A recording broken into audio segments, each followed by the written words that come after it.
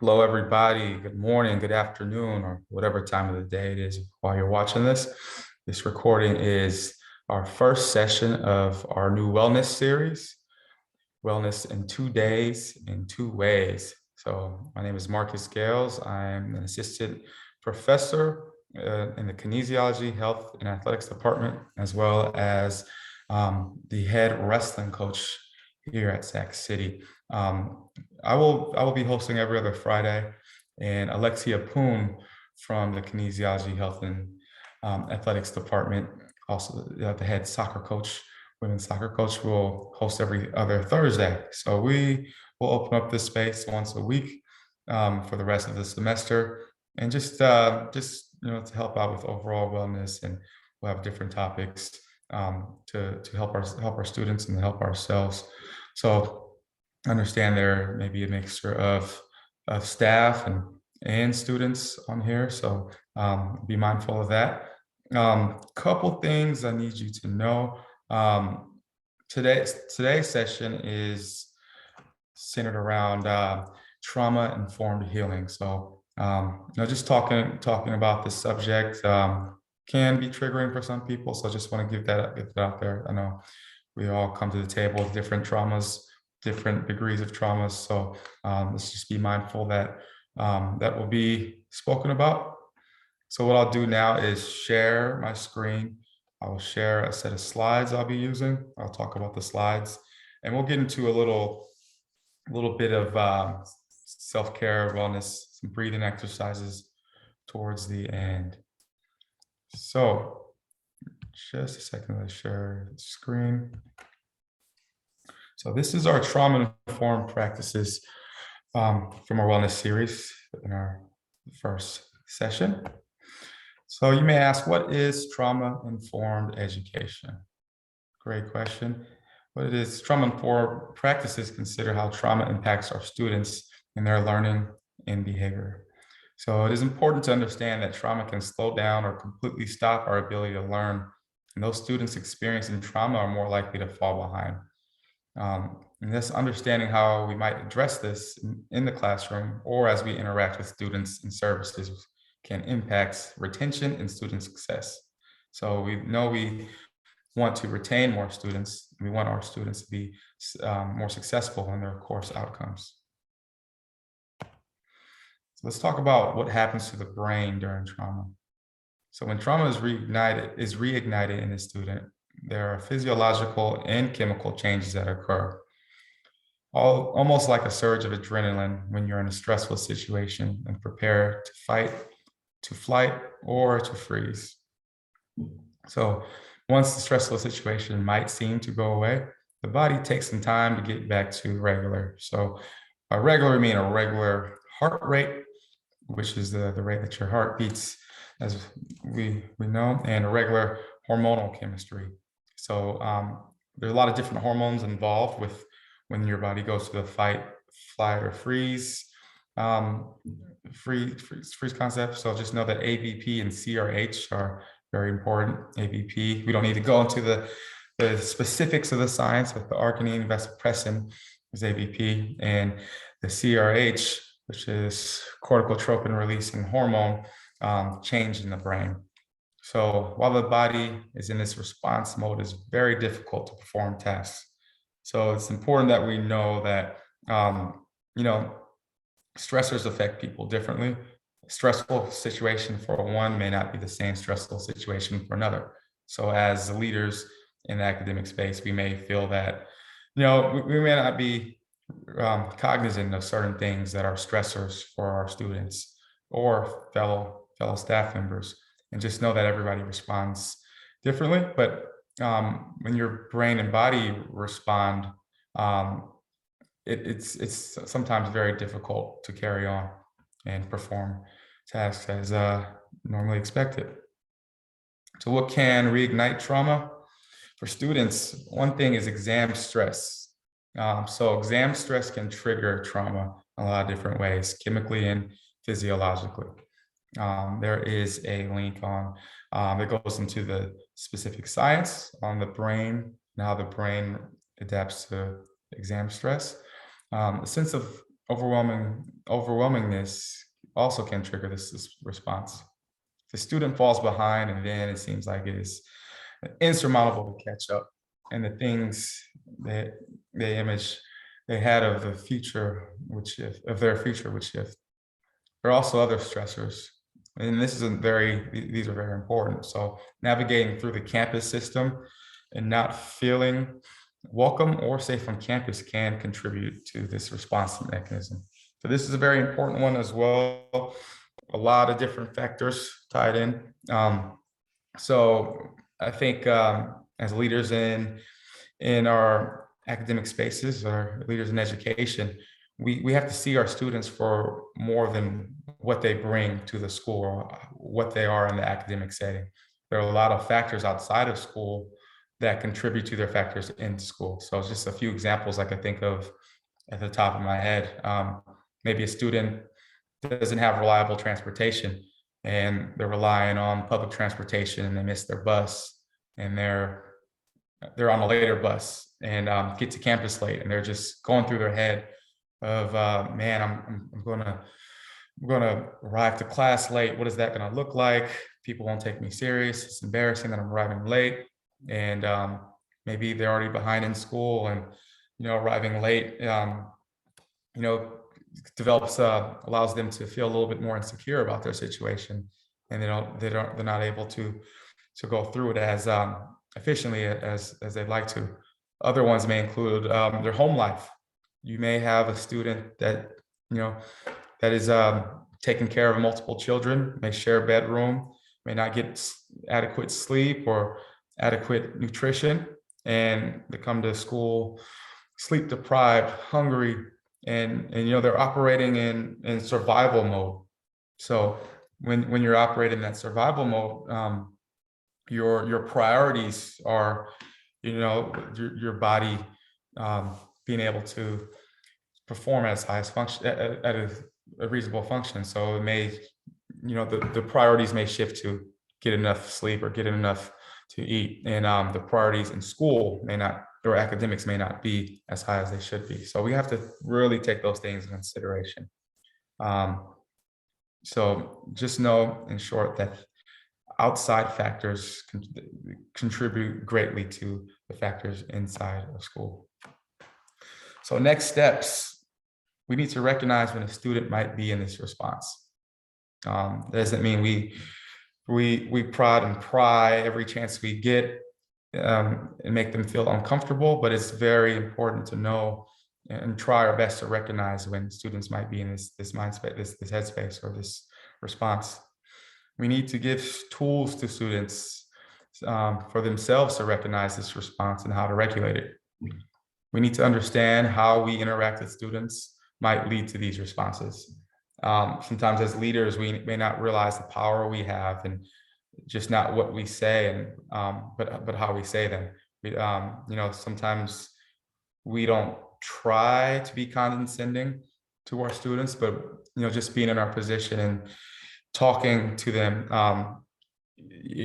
our words can come off condescending, whether it's in person or over Zoom or in emails. So certain things we do and say can cause these responses in students.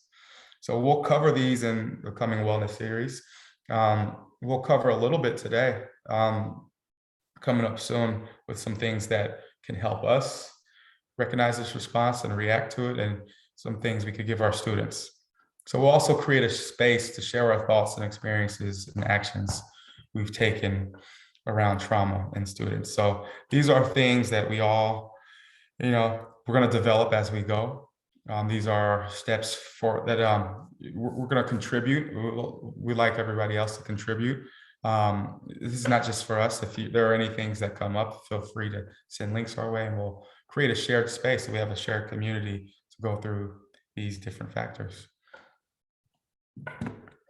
All right, so what we're going to do now, let's pivot away from there we go, slideshow. What we'll do now is, we talked about different stress responses. I just want you, if you're watching this recording, I just want you to freeze where you are. We're going to do a little activity. Just freeze where you are And I want you to take note of your posture. Any of you that have my classes or have been in workshops that I've done, you may already know it's coming. But just take note of our posture. How are we sitting or standing? Or you may be watching this on your couch, on your bed. You may be laying down. What is your posture saying about you in your space right now? Are your shoulders slumped? So is your neck and head forward? Or is your posture upright, shoulders down and relaxed? Your feet flat on the ground, giving you a sense of groundedness. And I actually need my feet on the ground. Let me practice what I preach. So let's try to find a comfortable posture. If we're sitting down, just have our feet flat on the floor. Make sure our feet are firm into the earth. And let's bring our shoulders down and back. Just relax our shoulders to keep our head aligned with our shoulders. We don't want our head far forward. I'm sorry about this lighting. I have terrible lighting. It keeps going back in and out. So let's just try to find what we consider good posture. I know it may be different for different people, but I'm going to fix this lighting setting real quick. But yeah, so we just know that your posture can affect a lot of different things. Your posture can affect your stress levels. It could affect your breathing. Your breathing could affect your stress levels and your posture. So we're going to do a little exercise that lets us kind of recognize how our posture and breathing can go hand in hand. And when you're aware of that, it can help your stress levels once you learn how to regulate it with some breathing exercises. Let's find our good posture. Let's find length in our spine. Let's keep our chest up and open. And let's breathe. Let's just breathe how you normally would. Just want you to take a few breaths how you normally would. You don't have to change it or anything. You're just sitting down in good posture and taking a few breaths. All right. So sometimes when we're stressed, I just want you to know that there are different levels of breathing, different depths of our breathing patterns. So sometimes when we're stressed, we tend to breathe very shallow. So in through our nose, out through our nose, just in to our throat. But we really need to use our diaphragm when we breathe and allow the muscles that are involved with breathing to really expand and they want to work optimally. So if we're just breathing into our nose and throat, these muscles of our chest, shoulders, back, they're not really activating, and it's gonna start to cause our posture to round forward because we're not using the muscles that we should be using. So next thing you know, we're slumped forward, our head and neck are forward, our shoulders are forward and up. The next thing you know, you are in this slump position, and this can affect your posture. This can affect your mood. It could affect your self-confidence. And like right now, I'm probably barely even in the screen right now. I'm so scrunched up. So just make sure we counteract that by bringing in as much length to our spine as possible, taking deep breaths. Going through that presentation, talking about stressors, talking about trauma, it could have possibly triggered maybe your heart rate to rise. It could have triggered some stress hormones to activate. So we're going to do a couple breathing exercises to try to bring that back to normal. So the first one is called square breathing. What I think I'll do for this one is I'll actually share a video. Hopefully it plays well through the Zoom. I'll share a video, and with the video, you will be able to have a visual of this breathing. So let me make the screen full. I will share the screen, and then we'll do it without the video. I want everyone to eventually be able to do it on their own. Video sharing. So this is called square breathing or box breathing. The terms are used interchangeably. There are times when we all experience feelings of stress or anxiety.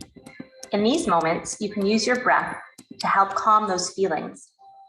Box breathing is a simple relaxation technique that can help you reset your breath and return to its normal rhythm. You can do it anywhere, anytime. Box breathing can help reduce stress and improve mood. It can also help with controlling and managing emotions. It's very easy to learn. Imagine breathing around a box. Inhale as you visualize going up one side of the box, gradually filling your lungs with air. When you reach the top, hold your breath for 1 to 5 seconds as you picture going across the top of the box. Exhale gradually as you imagine traveling down the other side of the box. Pause again for 1 to 5 seconds as you go along the bottom of the box. Then repeat. This can be done 7 to 10 times in a row, focusing on the breath. If you can do it sitting down with your feet grounded, that will help too. But really, it can be done anywhere. Box breathing has physiological and psychological benefits. Physiologically, it regulates breath, increases oxygen to the lungs, and can help reduce blood pressure and lower heart rate. Box breathing can help psychologically by providing focus to your breath and removing attention from the things that are causing feelings of stress and anxiety. The repetition of box breathing can also help reduce stress. So, in moments when feelings of stress and anxiety are overwhelming, remember box breathing and the power of your breath as a simple way to relax and breathe a bit easier.